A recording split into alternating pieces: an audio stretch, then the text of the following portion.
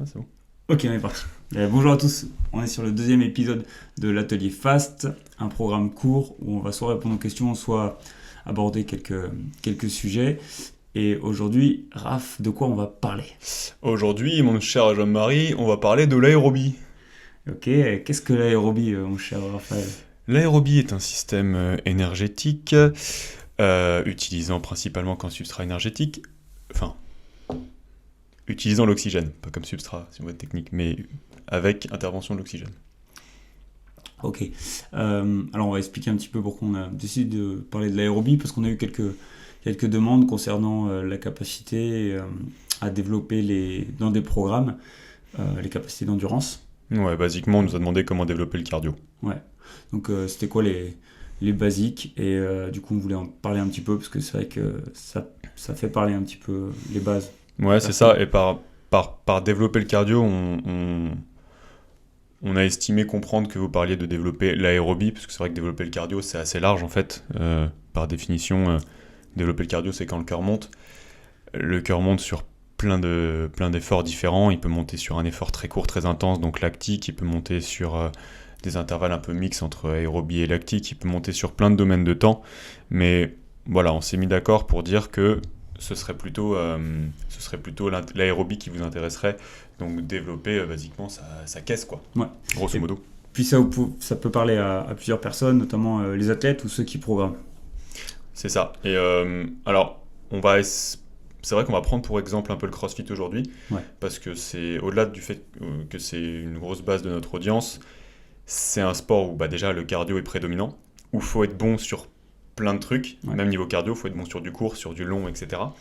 Et c'est aussi un sport où j'ai l'impression que beaucoup se retrouvent, après 1 ou 2 ans de CrossFit, à faire des WOD très intenses, sans progresser réellement niveau cardio. C'est-à-dire combien se mettre minable, et sont plein de bonne volonté, hein, mais se mettre minable et des grosses cartouches tout au long de l'année, et viennent voir leur coach au bout d'un an en disant « Mais coach, il n'y a rien à faire, j'ai heurté un plafond de verre et je progresse pas niveau cardio. Je ne suis pas meilleur dans les WOD, j'explose toujours au bout de 30 burpees. Qu'est-ce qui se passe ?» D'accord. Donc on a dit qu'on allait aborder rapidement ça. Alors, petit disclaimer, petit préambule, c'est pas en 15 minutes qu'on va régler la question des progressions cardio. Il y a beaucoup plus à ça que ce qu'on va dire là, mais on va essayer de donner quelques clés, en tout cas de progression, pour arrêter. On va un peu citer les principales erreurs en fait, Ouais. faites en cardio. Juste avant d'aborder la question, et c'est principalement toi, Raph, qui va aborder le sujet parce que tu vas te mettre du point de vue de justement ton poste, là où tu programmes, comment tu réalises, comment tu fais progresser les Ouais, athlètes. Juste avant, on va quand même parler de ceux qui font du CrossFit de manière quotidienne, qui n'ont pas d'objectif de compétition et qui font ça pour le loisir. Et il n'y a aucun mal à faire le WOD tel qu'il est prescrit 2-3 fois par semaine et envoyer la sauce. Et bien pour sûr. reprendre un petit peu l'historique que j'avais eu du CrossFit, c'est Ellie Margerin qui m'avait justement fait découvrir justement les fameux Fire Breathers. Donc c'était un petit peu l'origine du CrossFit, tu vois. Ouais. L'idée c'était et c'est donc si vous connaissez pas Ellie, c'est The Shaker Show. Allez voir ses podcasts. Yes, big up. Et l'idée du CrossFit et des Fire Breathers, c'était d'envoyer la sauce et quoi qu'il arrive, voilà, d'y perdre un petit poumon dans le workout, surtout si en plus c'était très basé Metcon. Et c'est vrai qu'à partir de cette progression-là sur les WOD, eh ben, on est censé progresser. Maintenant, on ne parle pas de ce genre d'athlète-là. Et c'est important de savoir mettre la caisse quand il faut. Et quand on a décidé d'envoyer un WOD entre potes, Tout à fait. ça c'est bon. Ça c'est bonnard. On parle de personnes qui ont ciblé un manque, qui ont des choses à rattraper, qui ont par exemple une grosse base haltéro, une grosse base de force, une Ouais. grosse base de gym, mais qui ont complètement délaissé le cardio toutes ces années et qui ont envie de progresser dans un sport tel que le CrossFit ou je sais pas, il y a des compétitions qui ressembleraient à ce format-là. Et c'est là où on s'est posé la question de tiens, comment on aborde ça, même quand je programme, qu'est-ce que je vais faire? Est-ce que je vais faire un AMRAP à quelqu'un tout le temps pour lui péter la gueule entre guillemets au niveau cardio-pulmonaire, ou est-ce que justement je dois peut-être essayer de structurer mon approche? Donc c'est toi qui vas nous parler de la structure justement. En fait, déjà pour revenir sur ce que tu as dit sur les fire breathers, il y a très peu de gens, en fait, disons-le, hein, on va être blanc ou noir, pour qui un WOD comme ça, très intense, sera un outil de développement. Pour 85% des gens, ça va être un test. Et c'est super, il faut en garder. En aucun cas, on vous dit, les gars, arrêtez les watts de la boxe. Non, vraiment pas, continuez à les faire. Mais si vous n'avez pas d'outils en parallèle et de petites séances en parallèle complémentaires à ça pour vraiment développer spécifiquement le cardio, vous irez un peu nulle part à faire Fran tous les jours. Il n'y a pas un moment où tout d'un coup, boum, je vais m'améliorer en cardio, ça ne marchera pas. Pourquoi des gens comme, pour prendre des extrêmes, Rich Froning ou des élites, peuvent faire juste des Metcon et progresser en cardio, et encore que ces gens-là font quand même des intervalles cardio, mais peu importe, pourquoi ils pourraient? Parce que ces gens-là ont réussi à rendre power snatch, burpees et traction des contractions aérobiques qui peuvent encaisser, dont ils peuvent récupérer, et ils sont tellement efficients musculairement et techniquement qu'ils arrivent à rester sur des rythmes, quoi qu'on en dise, sous-maximaux, contrôlés, maintenables, et dont ils peuvent récupérer avec des mouvements de la sorte. Alors, ils sont tellement bons que même leurs rythmes sous-maximaux à eux seraient des rythmes sur-maximaux pour nous. Ouais. Mais eux, ils peuvent faire ça parce qu'ils ont des années et des années et des années de pratique sur ces mouvements-là, ce qui fait que c'est devenu presque une seconde nature de faire un snatch. Et quand un Rich Froning fait 30 snatch for time à 60, il est en aérobie. Nous, non. Okay. Nous, non, probablement pas. Peut-être qu'on a des monstres dans notre audience, mais la plupart des gens, il y a beaucoup d'autres facteurs qui vont vous stopper avant. Votre masse musculaire, votre force, votre endurance de force, votre endurance technique, votre capacité technique de base. Déjà, si un snatch, c'est pas un mouvement maîtrisé, il n'y a pas d'argument pour le mettre sur 30 reps et espérer développer le cardio, etc. Donc, voilà, c'est le premier truc à dire. La première erreur souvent faite, c'est de penser que faire juste des efforts maximaux quotidiens répétés, on va s'améliorer. Non, ça c'est un test. Pour développer l'aérobie, il faut faire des efforts sous-maximaux, répétables, et en faire beaucoup, beaucoup, beaucoup. Il n'y a pas le choix. Voilà, donc le premier truc qui va déterminer si on travaille en aérobie ou pas, c'est pas le temps de travail, c'est l'intensité qu'on y met. C'est-à-dire, si je vous dis, ok, on a fait un travail sur 30 secondes, ou on a fait un travail sur 6 minutes, ou 12 minutes, vous ne pouvez pas dire, juste avec cette donnée, ah, c'était un travail d'aérobie, ah, c'était un travail lactique, vous ne savez pas. Si vous ne savez pas à quelle intensité je l'ai fait, alors, si on faisait la course à pied, on parlerait de VMA, mais vu que là, on a décidé de parler un peu du CrossFit et qu'il y a plein de choses qui se mélangent quand on fait des circuits training. Après, si tu veux, on pourrait situer erg pour avoir des exemples plus simples. Par exemple, sur le rameur. Ouais, mais parlons d'intensité, je pense que ça parle à tout le monde. Si vous êtes à 100%, par définition, enfin 100% de votre vitesse, hein, par définition, vous serez en lactique parce que vous êtes sur un effort absolument maximal, non maintenable. C'est-à-dire que je vous dis, ok les gars, c'est 30 secondes à fond, vous allez faire pouf, fini. Et vous ne pourrez pas répéter cet effort, en tout cas pas tout de suite, il vous faudra beaucoup de temps de repos. Et donc ça, déjà, on n'est pas en train de développer l'aérobie. Par contre, si je vous dis c'est un effort sous-maximal, par contre, il va être répété, c'est-à-dire qu'on va faire un effort, pause. Un effort, pause. Un effort, pause. Et le répéter 5, 10, 15, 20 fois. Qu'est-ce qu'il y a ? J'aime beaucoup le bruit de l'avion escalator. Ouais, je l'ai bossé. Hein. Et je vous dis qu'on va répéter ça, 5, 15, 20, 30 fois. C'est comme ça qu'on va développer la caisse. C'est, coach, j'ai fait un intervalle de 1 minute on, 1 minute off, c'est cool, j'en ai fait 3, je suis pas fatigué. T'es pas fatigué ? Super, c'est ce qu'on veut. Maintenant, on va en faire 30. Et on va faire ça pendant 1 heure. Et au bout d'1 heure, je veux que ta minute on soit au même rythme que la première minute il y a 1 heure. Ok ? Là, on est sûr qu'on a un aérobie. Là, on est sûr de répéter quelque chose. Et déjà, parce que physiologiquement, on reste dans un rythme aérobie. 2, parce qu'on développe aussi le fait de savoir se rythmer. Ok ? C'est presque un skill, c'est presque une technique, on apprend au cerveau pertinemment quel rythme je peux tenir sur cette durée d'effort tout en restant dans un rythme sous-maximal et pas fatigué. Et devinez quoi en CrossFit, c'est ça qui vous fait gagner à la fin. C'est être capable d'attaquer un WOD et d'être dans un rythme que vous savez que vous pouvez maintenir. Vous l'entendez peut-être souvent, si on prend un WOD où c'est 5 tours for time, personne gagne au premier tour. Personne. Ça crame au 3-4e tour, et combien on connaît de moments popcorn time avec des gens qui partent comme des fusées, et 3 minutes après, il y a plus personne, quoi. Donc, les progressions aérobie, vous devez passer beaucoup de temps dans les zones de travail que vous voulez développer.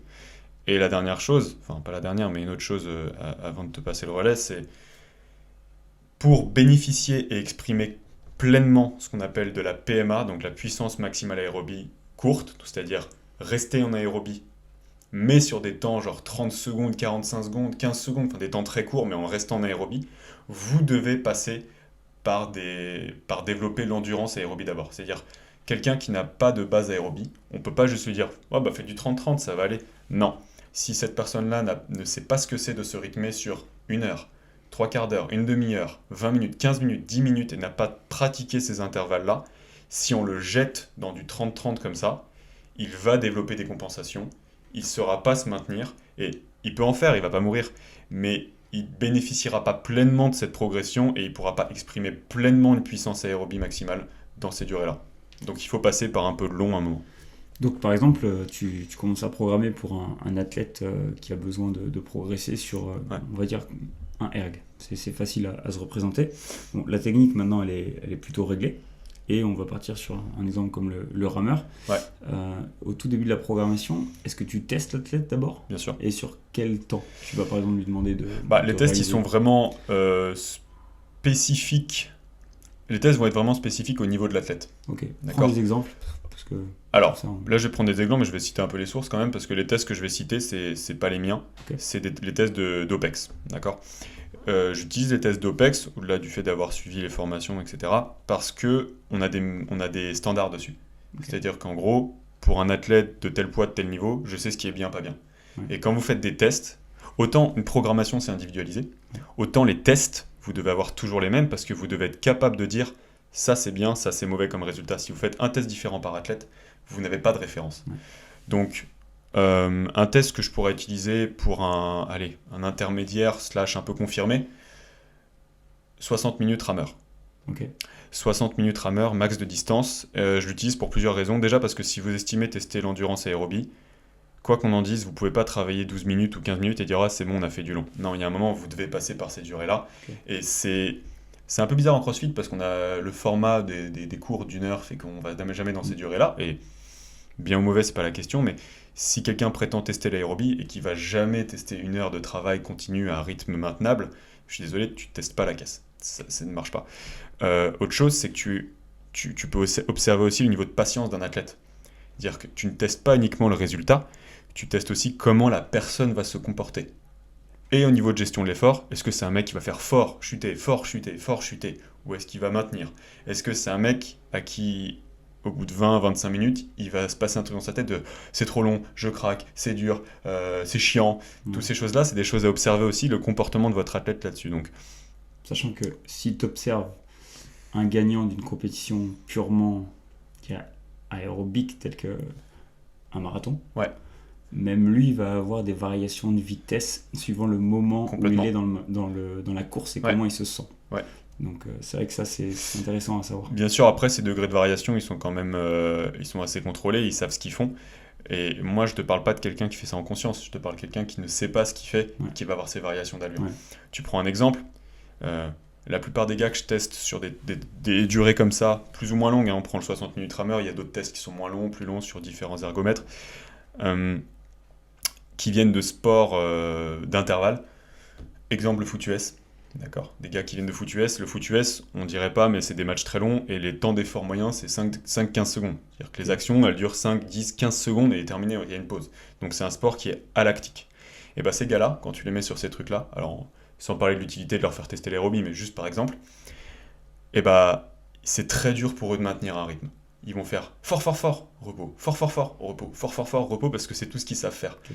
Et donc, si ces gars-là transitionnent vers un autre sport, par exemple le CrossFit, on va devoir les rééduquer sur le fait de se rythmer.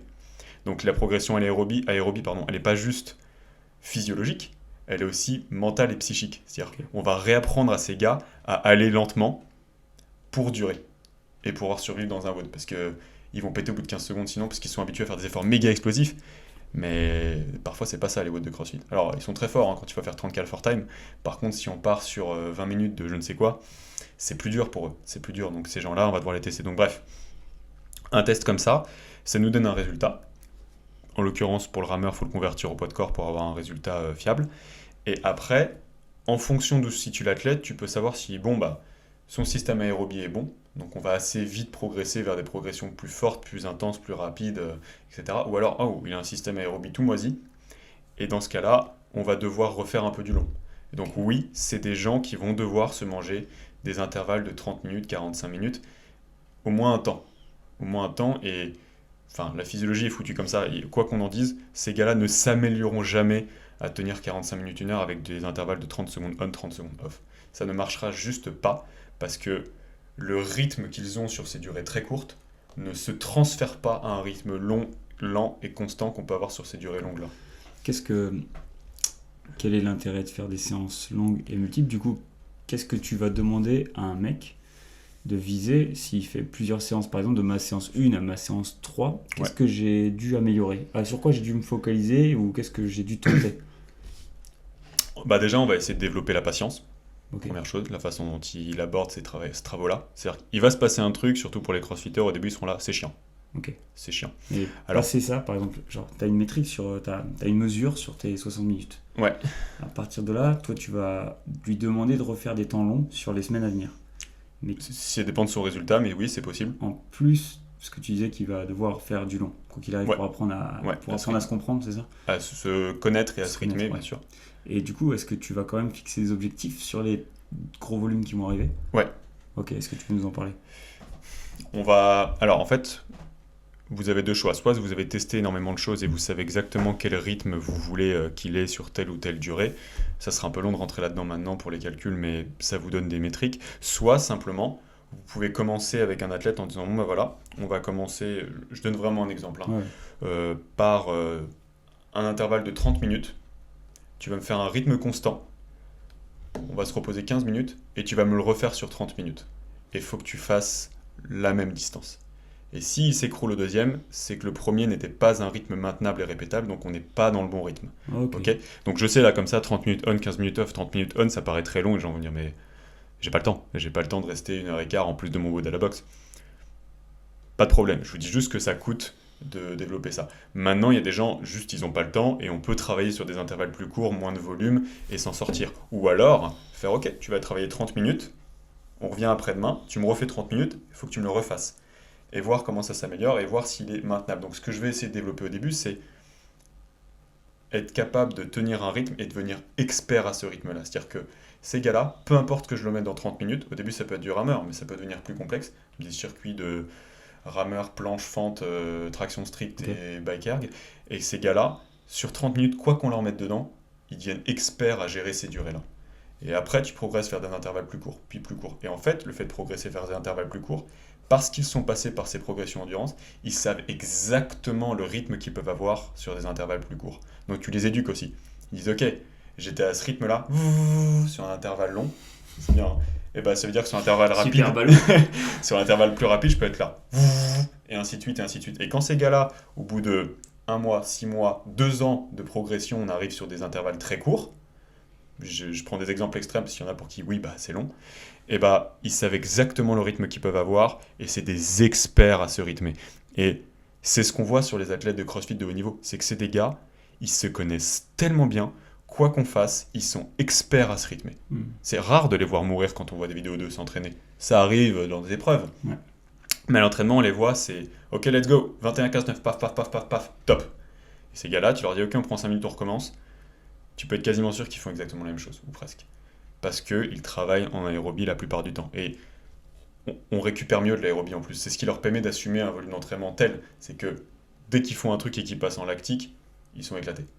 Il y avait une vidéo, tu te rappelles, en 2015, où c'était le dernier WOD des Open, Thruster, Rammer, et ils avaient fait une vidéo comparative Fraser-Froning. Et les deux se butent parce qu'ils se partageaient la couronne pour la première place. Je le referai pas.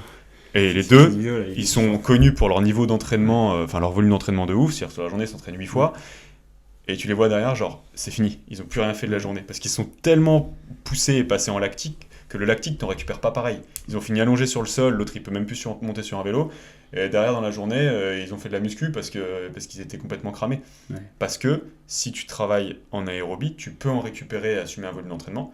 Dès que tu fais du gros lactique, ça t'éclate ton système nerveux et tu ne récupères pas pareil. Tout simplement. Alors là, on parlait de ce qu'on pourrait mettre en place. Si ensuite j'ai besoin de progresser, à combien t'estimerais le nombre de séances par semaine? Ça dépend de l'athlète, il y en a qui ont besoin de... Bah, c'est toujours une question de contexte, c'est difficile de répondre à ces questions parce que sans savoir de qui... On sait que... Voilà, sans savoir de qui on parle, Bien sûr. Je sais pas, ça va dépendre de son niveau, ça va dépendre du temps qu'il a. Hein. Faut être honnête aussi. S'il y a des gars. Par exemple, toi, est-ce qu'une fois c'est suffisant? Est-ce que tu conseillerais deux fois? Je conseillerais au moins 2 fois pour assurer la répétabilité. Ok. Ouais. Dans les 2 fois, ce serait peut-être des volumes différents. Oui. Ouais. On peut commencer par des volumes identiques et encore une fois, c'est une question de contexte. La réponse, c'est toujours ça dépend. Oui, il y a des gens qui pourront faire des volumes différents et oui, il y a des gens qui auront peut-être pas besoin de passer par ces 30 minutes-là. Il y a un mec qui vient, il est ancien marathonien, il se connaît par cœur sur des trucs d'1 heure. Qu'est-ce que j'en ai à foutre de le faire travailler sur 60 minutes? Ça me sert à rien. Le mec, il est trop fort à gérer ces intensités-là. Au contraire, lui, c'est un diesel. Faut lui apprendre à passer en 5ème et à pousser un peu plus. C'est Vin Diesel. Hey. Alors, aussi, tu parlais de passer du temps sur par exemple, la machine, le temps de l'appréhender. Je pense aussi qu'il y a 2 passages dans la programmation de l'aérobie. Il y a le premier temps où tu vas devoir savoir ce que ton effort correspond en termes de dépenses ou correspond en termes de mètres parcourus, quand c'est pas toi qui cours, par exemple, et où tu sais pas où t'en es. Et c'est pour ça aussi, des fois, que les mecs vont sur piste pour la course. Mais par exemple, qu'est-ce que ça représente, tant de mètres au rameur, etc. Et puis je pense qu'il y a la deuxième phase où tu dois être capable, sans la métrique, de savoir à peu près que quand je pousse mon corps dans cette intensité-là, je suis à peu près à ça. Il le faut, parce que c'est pour ça que c'est important de commencer pour moi par des ergomètres, le rameur, le assobike et tout, parce que tu fais comprendre notamment au cerveau exactement quel ressenti tu dois avoir. Et une fois que c'est fait, tu peux mettre ces gars-là sur des contractions qu'ils maîtrisent. Alors encore une fois, si c'est un débutant, ne le mets pas sur du snatch burpees parce qu'il va être limité par d'autres choses. Mais tu peux très bien dire, bon bah ok, maintenant on va plus faire, exemple, on va plus faire 15 minutes d'assobike. Là on va faire 15 minutes de assobike, air squat, 10 pull-up en keeping, mettons qu'il les maîtrise très bien, et je sais pas, et 10 kettlebell swing, je dis au pif, tu vois. Et si tu pourras expliquer à ton athlète, tu vois le rythme que tu avais sur l'assobike. Eh bien, si le rythme que tu vas avoir sur ce circuit de 15 minutes, si tu étais sur l'assobike, je voudrais que tu aies ce même rythme. C'est-à-dire que sur l'assobike, tu me faisais comme ça. Eh bien, sur ce circuit-là, entre les différents exos, tu vas me faire et chaque tour que tu feras sur ce circuit, il faut qu'il prenne le même temps. Mais si tu n'es pas passé par ces progressions assobike, si vous ne faites pas passer vos athlètes par ces progressions-là, c'est sûr, ils vont développer des compensations. Ils vont d'un coup aller vite, ralentir, ils ne sauront pas se gérer et c'est normal, ils ne sont pas passés par ça. Donc, il ne faut pas avoir peur d'être patient et de ralentir. Et c'est un truc, on en parle souvent aux coachs, aux jeunes coachs ou aux coachs en BP, etc. On est un peu pris aujourd'hui par le modèle du fitness. Je ne parle pas que du crossfit du tout, en général du HIIT, de la haute intensité. Et c'est ce qu'on vend parce que c'est sexy, que ça fait des super vidéos Instagram et tout ça. Mais un taf de préparateur physique, c'est pas que faire plaisir à vos adhérents. C'est ça aussi, il le faut bien sûr, mais c'est pas que ça. Et parfois, c'est aussi des gens qui viennent vous voir pour votre expertise et vous devez être capable de dire à vos athlètes, voilà, ta problématique c'est ça, ma prescription c'est ça. Et je suis désolé, ça ne marchera pas de faire des trucs hyper intenses, chaotiques, où on ne sait pas ce qu'on développe, si tu veux développer avec ton cardio. Si la personne te dit, oui, mais moi c'est tout ce que j'aime faire, pas de problème. C'est juste le moment d'avoir une discussion sur les priorités. Si la personne te dit, mais moi, au final, je veux juste woder avec mes copains, si je m'améliore pas trop, c'est pas très grave, c'est pas grave. Il ne faut pas projeter ses priorités et dire ouais mais c'est nul, il développe rien et tout, mais c'est pas grave, si lui il est heureux comme ça, très bien. Bon, après s'il veut vivre jusqu'à 90 piges, être en bonne santé, sexy, beau gosse sur la plage et pas se cramer et avoir toujours envie de baiser sa femme le soir parce qu'il est pas en surentraînement et qu'il a des problèmes de libido et qu'il peut plus rien bouffer, honnêtement c'est peut-être pas la meilleure solution. Mais si le mec vient dire moi je suis heureux comme ça, mais vous êtes personne pour lui dire non, faut que tu changes tout. Non, je vous parle de quelqu'un qui vient vous voir, qui dit voilà, moi je suis prêt à faire un peu ce que tu veux, je suis prêt à apprendre, mais j'ai pas de cardio et ça me casse les couilles. Qu'est-ce qu'il faut que je fasse? Et bah là, c'est le moment d'avoir cette discussion sur ok, on va t'apprendre à rythmer et à travailler en aérobie, et devine quoi, tu veux le développer, on va en faire beaucoup. Voilà. Et donc le deuxième, c'est vrai que là tu parlais des modalités mixées. Quand tu commences à inclure en plus de l'entraînement aérobie, tout ce que tu vas pouvoir retrouver dans des entraînements composés de différentes possibilités comme la gym et l'haltéro en plus de ton cardio. Et tout à l'heure je parlais de la métrique parce que c'est vrai que dans un premier temps tu dois savoir qu'est-ce que ton effort représente sur l'appareil. Et je pense aussi que ensuite tu dois être capable de t'entraîner en absence de visuel sur la métrique, c'est-à-dire cadran couché et savoir, tiens, à ton avis, là, tu as fait combien de mètres? Tout à l'heure, on parlait d'OPEX et là, on va parler de... C'est marrant, les gens, quand tu fais ça, ils accélèrent. Tu vas parler du clan de ce que je vois moi avec StrongFit qui teste aussi des protocoles de performance, parfois inspiré aussi du travail de Brian McKenzie, notamment de dire ok, qu'est-ce que ça représente pour toi 2000 mètres juste en respirant par le nez, tu vois, ou alors tiens, level up inspiré par le nez, expiré par la bouche, parce que ça devrait être des capacités aérobies contrôlées. Qu'est-ce que ça va représenter pour toi 7 minutes, je te donne 7 minutes, tu rampes pendant 7 minutes et regarde ce que tu as fait. Maintenant, sans avoir regardé Généralement, pour les faire passer par ça, ce que je fais, c'est que oui, à un moment, j'enlève un peu ces métriques-là. Ou alors, ils les ont partiellement, c'est-à-dire qu'ils sont sur la so bike, mais tout d'un coup, ils sont sur des burpees. Il n'y a pas un chrono devant toi qui dit à quel rythme t'es. Je leur dis voilà. Alors, dépendant des intervalles, il y en a, il faut qu'ils poussent, mais si c'est un rythme contrôlé, je dis ok, à tout moment, faut que tu puisses me répondre. C'est-à-dire, si je te pose une question, faut que tu puisses me répondre brièvement. Ok. Et je vais pas forcément leur poser une question, mais dans leur tête, ils sont toujours là. Ok. Là, clairement, je suis dans le rouge. S'il me pose une question, je sais plus où j'habite. C'est pas un rythme répétable, c'est pas un rythme contrôlé. Je ne suis pas en train de développer mon aérobie. Et toujours pareil, quelqu'un qui veut venir faire de l'exercice, s'amuser avec ses potes, c'est pas grave. Mais quelqu'un qui vient me dire, moi je fais ça pour développer mon aérobie, non, on n'est pas sur la bonne voie. Ça va pas. C'était, encore une fois, on enfonce une porte ouverte, mais si vous faites toujours des trucs à fond, vous ne pouvez pas développer votre aérobie. Et je sais que c'est une source de frustration chez beaucoup parce qu'ils se disent, putain, je me craque, je fais tous les efforts du monde, et c'est des bosseurs les gens. Et ça marche pas. Oui, parce que justement, on va te ralentir. Et parfois, c'est des discussions un peu difficiles à avoir avec les athlètes, parce que t'en as qui sont accros à l'intensité, accros au cortisol, associés à l'intensité, et qui donc mettent du temps à se rééduquer, à comprendre que, hey, si je casse un peu le rythme, non, je ne vais pas perdre mon cardio, non, je ne vais pas grossir, non, je ne vais pas perdre du muscle, et toutes ces choses-là qui se passent un peu inconsciemment. Donc c'est un travail de coach, c'est un travail de... On traite des humains, comme ça. Boum. C'était long. On est overtime, on va couper le deuxième épisode de l'atelier Fast. Si vous avez quoi que ce soit comme question, n'hésitez pas à les envoyer, soit sur l'Insta, soit sur le Facebook, soit sur Pigeon Voyageur. On dirait que t'es dégoûté. Et quelque part, je vais me percevoir que